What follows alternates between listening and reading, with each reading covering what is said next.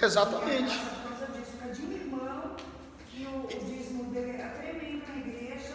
Ele, acredite, ele estava sentando no púlpito, ele era presbítero na igreja, mas ele se levantou, era um pastor novo que tinha sido mandado para lá, ele levantou, ele foi no ouvido do pastor ministrando, ele interrompeu a ministração e foi dizer para o pastor que a igreja não estava preparada para aquela pregação, que ele tinha que mudar. Isso chegar ao senso do ridículo, né, gente? Absurdo.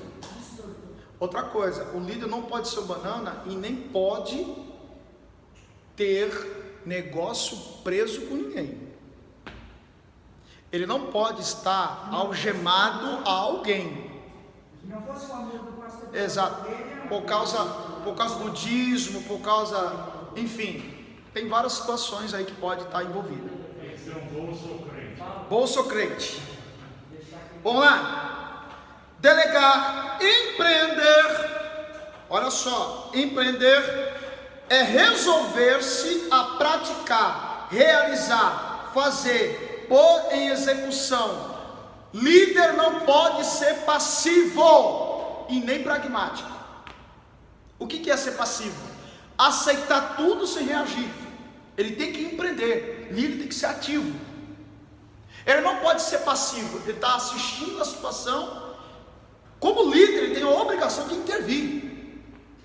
Mas alguém não vai gostar. Mas ele é líder. Ele tem que chegar. Ele não pode ser pragmático. A ideia que se tem da palavra pragmático é algo que está programado, mecânico. Olha, nós não vamos interferir porque já foi programado. Mas se alguma coisa sair do eixo, vai deixar a coisa andar? Às vezes é necessário o líder quebrar o protocolo, irmão Alexandre. Porque justamente o que atrapalha é o protocolo. Aí você recebe pedrada. Não, mas é que tá. Você tem que estar preparado para tudo. Você é líder. Você é líder. Existe a necessidade do protocolo? Sim. O protocolo está ali para ser seguido. Mas se alguma coisa desandar, quebre o protocolo. É isso que o professor está pregando, ele fala no reino, porque aí a pessoa tem que ter uma base bíblica, né? Porque ele tem que ter uma Bíblia, né? Sim. Eu vou pegar um exemplo bíblico. Se eu não me engano, abra em Gênesis 40, 41.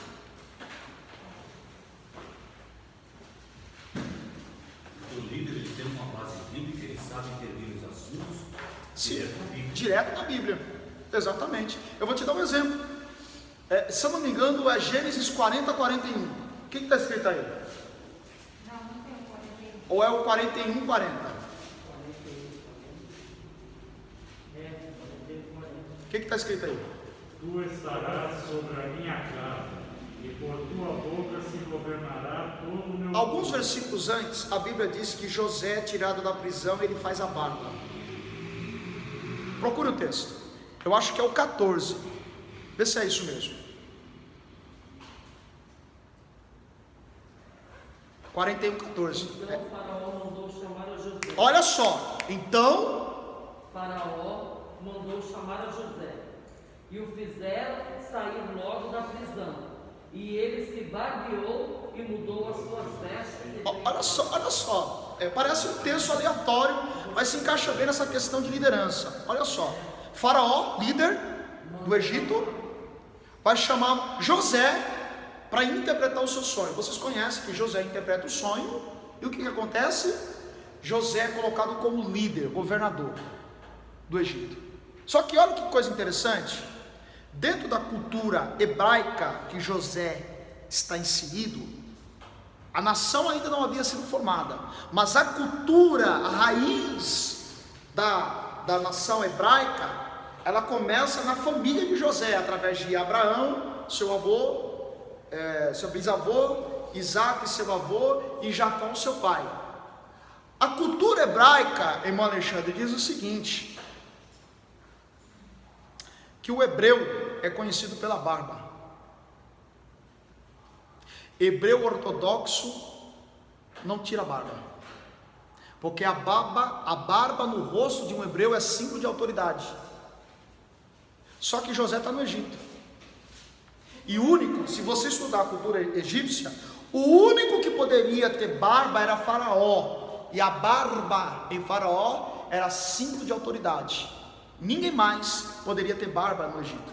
Você pode ver que os egípcios, eles raspavam a cabeça, tiravam os pelos do corpo. Não podia, dentro da cultura egípcia, egípcio nenhum poderia ter barba.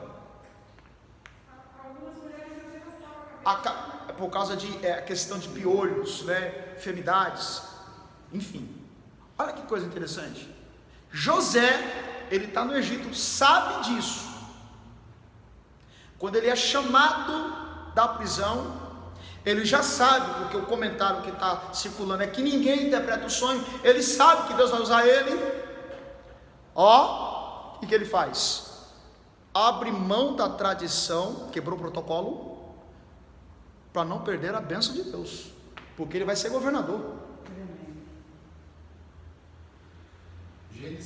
Gênesis 40, versículo 14, 41, 14, 13, 14. Mas assim, Ele, pois não. mas esse valor ali também foi o que valeu muito, né? Tanto que Faraó declara, né? Sim, E acharíamos por acaso. exatamente. Acharíamos o líder perfeito, só que ele não foi barbudo para diante do faraó. Ele tirou a barba, abriu mão da tradição, quebrou o protocolo.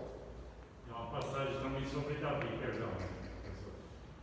Davi também, não sei, parece que foram defender ele, foram visitar um rei, eles foram humilhados, cortaram a barba deles e eles ficaram envergonhados. Sim, Até porque foi. Tem essa questão, né? Os soldados de Davi foram envergonhados por soldados inimigos. De que forma? Soldados inimigos, para humilhar o exército de Davi, tirou a barba deles, e eles voltaram com vergonha, sem barba. É como estar nu. José abriu mão do protocolo. Às vezes, gente, toda liderança tem que ter protocolo. Horário para começar, horário para isso, horário para aquilo. Legal, bacana. Só que o protocolo não pode dominar o líder. É o líder que domina o protocolo, e não o protocolo que domina o líder. Porque se o líder for dominado pelo protocolo, ele será marionete na mão dos outros. Às vezes é necessário quebrar o protocolo. Você não vai estar pecando contra Deus. Jesus quebrou o protocolo, curou no sábado. Continuando.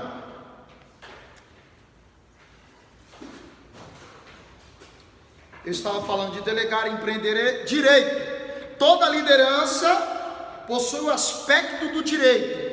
É o privilégio de fazer ou não alguma coisa. Ele disciplina as relações humanas. O conjunto das relações de direito estabelece vínculos de uma pessoa a outra pelo dever de dar, fazer ou não fazer qualquer coisa. Todos no grupo, inclusive o líder, têm os seus direitos. E se o liderado não quiser fazer, é um direito que ele tem também. Só que ele vai ficar com as consequências. No grupo, todo mundo tem direito. E todo mundo tem dever. Direitos e deveres fazem parte da liderança. Responsabilidade é a obrigação de responder pelos próprios atos, sempre que estes violem o direito dos outros, reparar os danos causados. É mais ou menos assim: o líder elabora o sistema, elabora o plano. Se alguma coisa for errada, quem vai ser cobrado? O líder. Não vai ser o liderado. E isso todo líder precisa saber de antemão, tá? Você vai ser cobrado de todo jeito. Ai, ai. Bom, avaliação da liderança. Isso aqui é um assunto bastante pertinente, né? Avaliação da liderança é determinar o valor do que se realizou, é fazer apreciação, é ajuizar-se, serve para melhorar a nossa personalidade como líder, bem como a de nossos liderados. O líder cristão deve dar exemplo de autocrítica e olha só, o líder, ele precisa se permitir ser criticado. Ele não pode impedir a crítica. Ele é vítima da autocrítica dos outros. tem os seus ônus. É muito bom, né? Quando a gente faz aniversário, ganha presente, faz festa. E os outros dias? Entendeu? O preço da liderança. Vou andar um pouquinho. Todo o nosso viver tem um preço, sim ou não? Sim. Quem gastou alguma coisa hoje? Não. Tem ou não tem um preço para se viver? Até para morrer, cidadão tem que pagar. Não tem jeito. Pois o Covid que tá. o Covid tá. Pois para cada realização são necessários itens que deverão ser alcançados para se acrescentar os seus alvos. Olha só, crítica sempre vem como um juízo de alguém ou de si próprio. A melhor crítica é a sua. A sua crítica é saudável. Todos nós temos senso crítico. Tem que ter. Eu, quando eu prego, eu vou lá e assisto as mensagens para saber onde eu errei. Por quê? Porque da próxima vez eu não faço, eu não cometo os erros. Toda mensagem, todo esboço, antes de subir no altar, eu faço uma revisão para não ter erro. E assim segue. Tem a crítica, o cansaço. Quem aqui já se cansou como líder? Ninguém se cansou? Oxi, meu Deus, está cansado, Alexandre? Está cansado? Você só vive cansado também.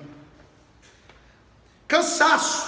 Não se pode fugir das necessidades físicas. Uma hora você cansa. E aí você precisa ter uma segunda pessoa de confiança. Ninguém consegue liderar sozinho. Você vai ter que confiar em alguém. Esse é o maior erro do ser humano, o medo de perder a posição. Exatamente. Por que ele se cansa? Porque ele está em atividade excessiva. E por que ele está em atividade excessiva? Uma das razões, medo de perder a posição. Que coisa, hein? O líder, ele jamais vai deixar de ser líder se ele deixar outro fazer ou ele dividir as cargas e responsabilidades. Nunca vai deixar de ser líder. Outra coisa, solidão. Aliás, reflexão. O líder precisa separar tempo para o pensamento criativo. Lembra que eu falei do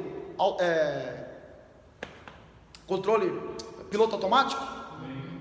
Cuidado com o piloto automático. Está na hora de você parar, refletir, para criar coisas novas. Outra coisa, solidão. Quem nunca se sentiu só? Caramba, só eu? Solidão. Lembre-se, a solidão, aqui a solidão é irmã do líder. Remédio para solidão. O remédio para a solidão é o quê? 1 Reis 17, 18, você vai ver lá. Processo da Elias. A solidão é a irmã do líder. Durma com esse barulho. Durma com esse barulho. Identificação. Identificar-se com o grupo você não estaria aqui esses 5 meses se você não se identificasse comigo. Espero que se identifique com os demais professores. Não me desaponte. Está gravando, hein? Olha só. Decisão. Todo líder precisa decidir. Saber onde pisar. Ter plena consciência do que deseja. Competição. Todo líder precisa saber lidar com ela sem ansiedade. Você é líder. Pode se preparar que tem alguém querendo competir com você. Não tem não. Para mostrar que é melhor. Gente, eu ouvi uma frase. Anotem essa frase que eu ouvi de um pregador. Anotem aí. Entre nós. Coloca aí, abre aspas. Entre nós não deveria ter espírito, esse espírito com letra minúscula, Espírito de competitividade. Repetindo, entre nós não deveria ter espírito de competitividade, vírgula, até porque o Deus que me chamou, te chamou também. Anotem isso, fecha aspas. Vou repetir, entre nós não deveria ter espírito de competitividade, vírgula, até porque o mesmo Deus que me chamou, te chamou também. Amém? Fecha aspas. Outra coisa, todo líder precisa lidar com orgulho e inveja. Saber lidar com ela, orgulho e inveja, pela popularidade minha e dos outros. O líder que é popular, ele é acompanhado de duas inimigas. Se a solidão é a irmã do líder, o orgulho e a inveja são as inimigas que andam atrás dos líderes. Meu Deus. Todo líder tem dois calcanhares de Aquiles: orgulho e inveja. Precisa ter equilíbrio para lidar com orgulho, porque faz parte. Todos nós temos um ego. Todos nós, quando executamos com excelência algo para Deus, queremos ser sim reconhecidos e conhecidos pelo trabalho. Eu tive um professor de teologia, em que uma determinada aula sobre liderança, ele disse o seguinte, ele fez uma pergunta: quem aqui quer ser famoso? Aí eu me lembro muito bem, que ninguém levantou a mão, uma classe como essa, ninguém levantou a mão. Mas como assim, ser famoso, né? Fama, aquela coisa. Aí ele falou assim, ninguém quer ser famoso?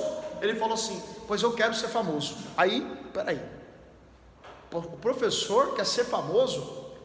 Aí ele explicou, eu quero ser famoso, não por aquilo que eu sou, mas por aquilo que eu faço. A obra que eu faço seja reconhecido para a exaltação do nome de Jesus. Aí eu quero ser famoso. Se ser famoso no conceito de que a obra que eu faço está sendo feita com excelência, o nome de Jesus está sendo glorificado, eu quero ser famoso por aquilo que eu faço para Jesus. Aí sim. Veja que o conceito muda. Também que é reconhecido. Claro, todos nós queremos ser reconhecidos. Ninguém faz nada para Deus, sendo que Deus usa o homem para elogiar o nosso trabalho. Só que aí tem uma linha tênue: o orgulho e o equilíbrio. Lembre-se, o que derrubou Lúcifer foi o orgulho. Toda vez que Deus olha para o homem orgulhoso, Deus lembra de Lúcifer. Vou dizer de novo, toda vez que Deus olhar em nós e achar orgulho, Deus está se lembrando de Lúcifer, ou o que Lúcifer fez. Orgulho e inveja. Tempo! O bispo pregou ontem aqui, é tempo de ajuntar pedras. Que mensagem, hein? Tempo de ajuntar pedras. Precisa saber remir o tempo, ou dividir, ou administrar o tempo, aproveitando todas as oportunidades. E outra coisa, se a solidão é a irmã do líder, se o orgulho e inveja são as inimigas do líder, a rejeição é o próprio Satanás atrás do líder. Porque veja bem, ninguém está preparado para a rejeição. Se o líder ele aceitar o golpe, nunca mais ele se levanta, porque ele vai entrar no dilema de Elias: só sobrou eu e não tem mais ninguém. É um trauma. Trauma. Nossa, Jesus foi rejeitado. Oi? O próprio Jesus foi rejeitado. O próprio Jesus foi rejeitado. Aliás, dentro disso, abra aí comigo Atos capítulo 1. Tem gente que não sabe Não, a rejeição de fato é algo que muitos têm dificuldade de lidar com ela. A pessoa leva uma bronca, ela já está pensando que está morrendo, está fatigada, está roxa, vai morrer, vai morrer. Bom, Atos 1:8 e aqui eu encerro a aula, tá bom? Vou tirar minha vida. Atos 1. Ai, meu Deus. Ai, Jesus. Ó, se eu fosse resumir Atos capítulo 1, versículo 8, eu resumiria assim: os caminhos da liderança. Se eu fosse resumir Atos 1:8, eu resumiria assim: os caminhos da liderança. Por quê? Eu vou explicar o texto, Atos 1:8. E olha só como vai mudar o teu conceito acerca desse texto tão famoso, tão clássico, essa palavra ou essa expressão de Jesus tão famosa. O que está escrito aí em Atos capítulo 1, versículo 8? Mas recebereis a virtude do Espírito Santo, que há de vir sobre vós. Continue. Porque no livro dos Salmos está escrito: fique deserta a sua habitação. Então, Atos 1, versículo 8. Leia para nós de novo, Cristiano. 1:8. Leia. Mas recebereis a virtude do Espírito Santo, que há de vir sobre vós, e sereis testemunhas, tanto em Jerusalém como em toda a Judéia e Samaria e até os confins da terra. E quando dizia isso, Só isso, tá? Só até aí, tá bom? Professor, eu só não marquei aquela sua visão, eu classificaria em Atos 1:8, que eu não deu tempo de anotar. Os caminhos da liderança. Os caminhos ou o caminho? Os caminhos, né? Agora que vai dar aí, Ó, eu vou fechar essa aula com esse texto.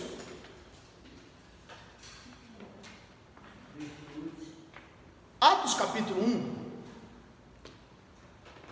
a Bíblia está dizendo que Jesus está se despedindo dos discípulos. Quando você lê o capítulo 24 de Lucas, o versículo 49, Jesus ele dá uma recomendação para os discípulos, os líderes: ficai em Jerusalém, até que do alto sejais revestidos de poder. Quando você vai para Atos capítulo 1, que é o próprio Lucas, o autor do Evangelho, ele também vai escrever o livro de Atos. Lucas ele vai narrar o último discurso de Jesus antes de levitar diante dos olhos dos judeus.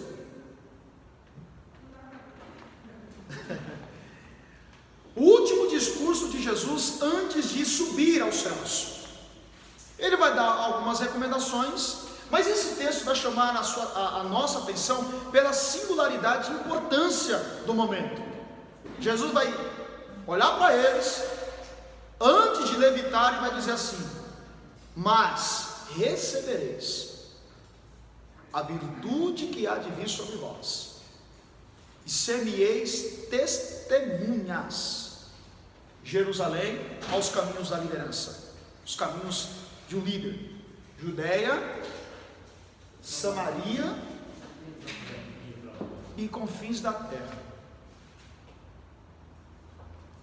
Se você pegar esse texto e fazer uma exegese, uma hermenêutica no texto, olha só, a palavra virtude ou poder em outras traduções, essa palavra virtude em grego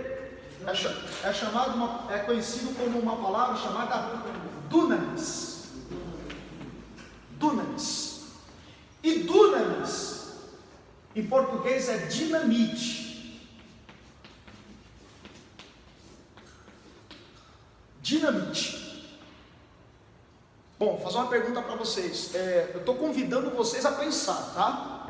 em grego e o outro é, Dinamis. Dunamis, desculpa. mas aí Em português é dinamite. A mesma palavra virtude que aparece aí em português, na verdade seria uma dinamite. Olha o que Jesus está dizendo: eu derramarei sobre vós uma dinamite. Uma dinamite. Eu vou convidar vocês a pensar comigo. O que uma dinamite provoca quando ela explode? Uma explosão. Beleza, legal, bacana. Explodiu, explosão. Só que naquele ambiente aonde a dinamite está explodindo, tem uma substância no ar. Energia, né? Energia. Essa energia é chamada de poder. Olha só o que Jesus está dizendo: mas recebereis o meu poder, a minha dinamite, a minha energia, a minha explosão. O que é necessário para essa lâmpada estar acesa? Transfira isso para o mundo espiritual. Para a lâmpada estar acesa, eu preciso da energia. Por quê? Porque todo líder precisa estar com a sua lâmpada acesa, porque ele vai ter caminhos pela frente que ele vai precisar da energia. Dinamite, virtude, poder. E aqui, esse poder, olha só, esse poder vai ser derramado na cabeça de quem? De quem, gente? No texto? Testemunhas. E aqui, o termo grego para testemunha significa mártir. Mártir. Testemunha e mártir é a mesma coisa. Perguntaram para mim outra vez por que o Espírito Santo não batiza com o seu Espírito como ele batizava antes. Perguntaram para mim por que o Espírito Santo não atua com tanta intensidade como ele atuava antes. Eu falei para eles: simples, não é o pecado. É claro que o pecado esfria a atuação do Espírito Santo. Não é qualquer outra coisa que possa apagar o fogo do Espírito. O que faz o Espírito Santo agir com menos intensidade hoje, ou batizar com seu Espírito em raras ocasiões esporádicas, é quando ele olha para nós, olha para a igreja, olha para o seu povo e não encontra alguém como testemunha. E se o povo quer poder, né? Isso é triste, né? Não dá para ter poder sem querer ser uma testemunha. Porque se você analisar um mártir, por exemplo, analise a vida de um mártir. Aqui, gente, analise a vida de um mártir. O que é um mártir?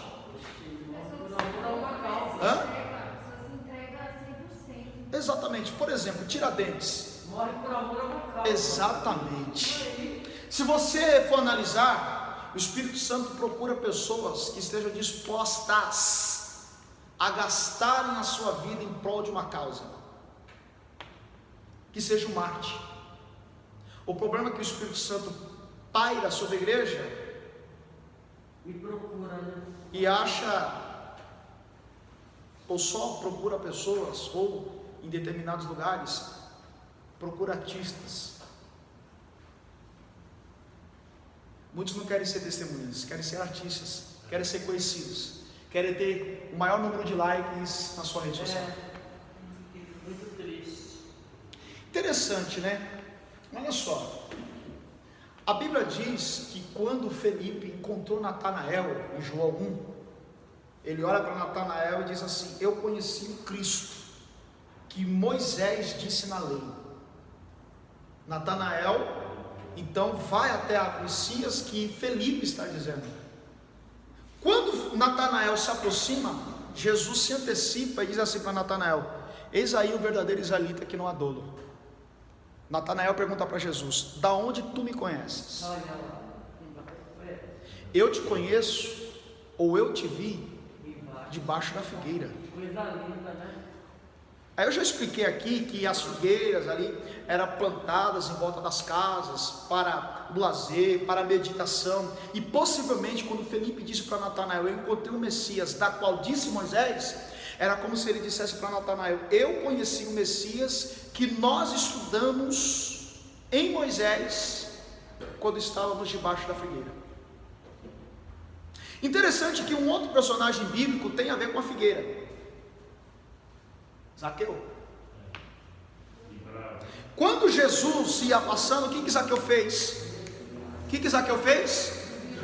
Subiu na figueira, para ver quem? Jesus. Quando Jesus passa debaixo da figueira, o que Jesus diz para Zaqueu? Qual é a diferença de Natanael para Zaqueu? Natanael procurava intimidade, e Zaqueu procurava o artista Jesus.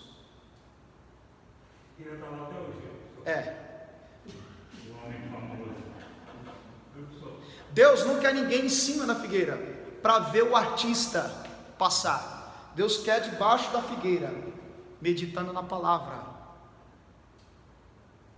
O Espírito Santo, quando paira,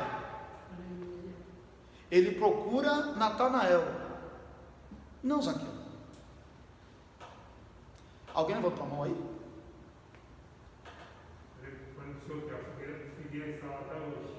Figueira está lá até hoje, né?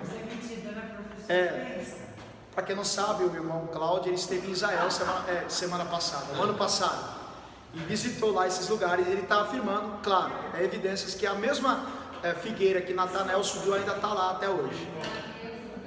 Oi? Não entendi. Em Jericó. Vocês tiram foto lá, filho? Pois não, Cláudio?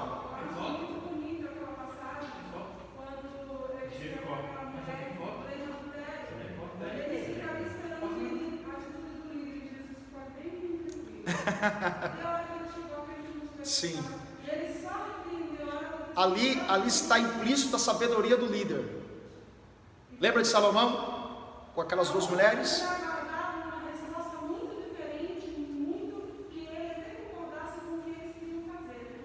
Na verdade, dentro do grupo de liderado, nós encontraremos aquele que quer ver o sangue derramar. Não quer o sangue estancado, quer ver o sangue derramar. Testemunhas. Então, quando você olha para uma situação como essa, eu vou derramar o meu poder, e o meu poder vai cair sobre as minhas testemunhas, não para as minhas testemunhas se inflar dentro de 4 paredes. Aí ele começa a citar os caminhos.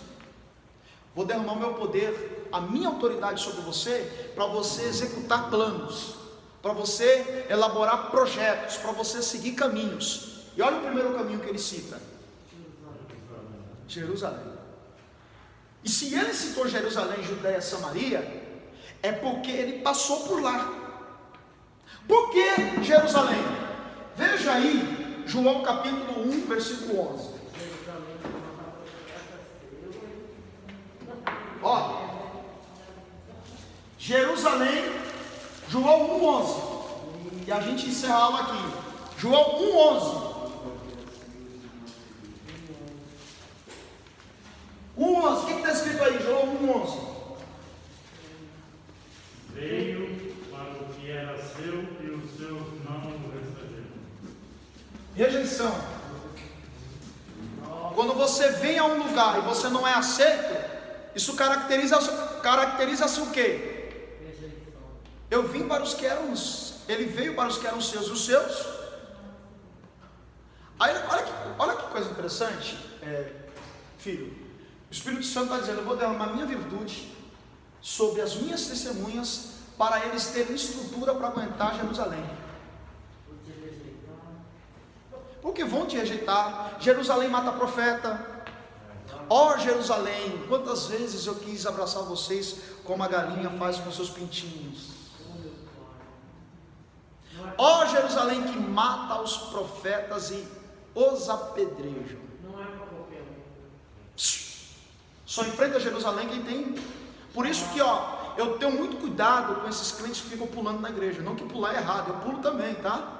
O grande problema é que pular dentro da igreja não é indício de alguém que está cheio do Espírito Santo. Eu quero ver como Jerusalém bater na porta. Eu quero ver quando Jerusalém bater na porta do líder. Aí eu quero ver, porque a rejeição ninguém está preparada. Só que o líder será rejeitado. Não existe líder sem rejeição. Não tem. E outra coisa, tem a Judéia também. Veja aí, João 7, versículo 1 e o 2. João 7, 1 e 2. Quem pode ler?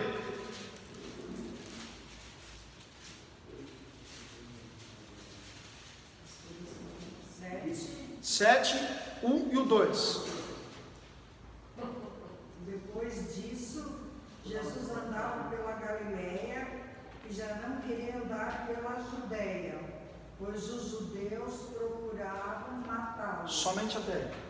Bom, quem concorda comigo? Se alguém quer matar outra pessoa, qual é o sentimento que está assugando o coração dessa pessoa?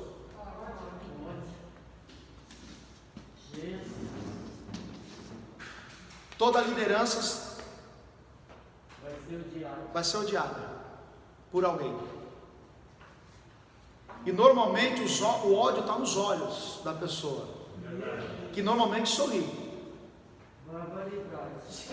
Ela sorri olhando para você com ódio. Tá igual o cara do cachorro que sorriu.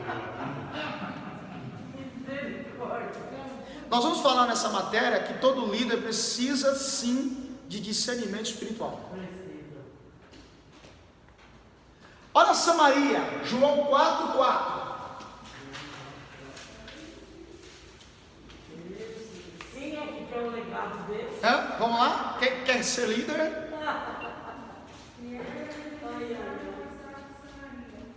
O 3, João 4:3.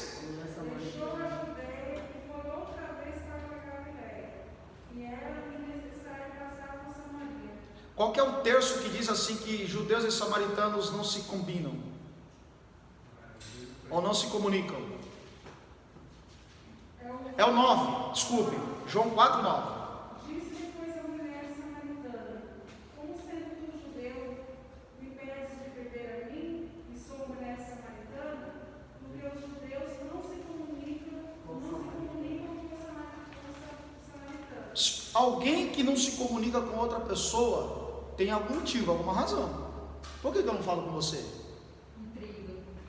Isso aqui, ó. Inimizade.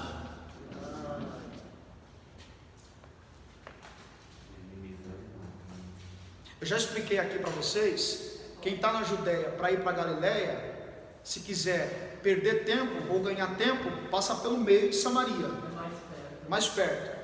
Mas quem quer evitar os samaritanos, dá a volta. Eu já expliquei isso aqui. Inimizade. Judeus e samaritanos não se comunicam.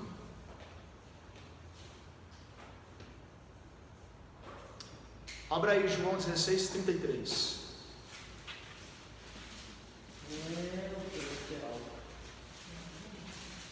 Confins da terra. João 16:33. Achar? João 16:33. João 16:33. Eu vos disse essas coisas, para que em mim tenhas paz. No mundo tereis aflições, mas tende bom ânimo. Eu venci o mundo. Confins da terra, mundo. É para isso que serve o Espírito Santo na vida de um líder. Durma com esse barulho.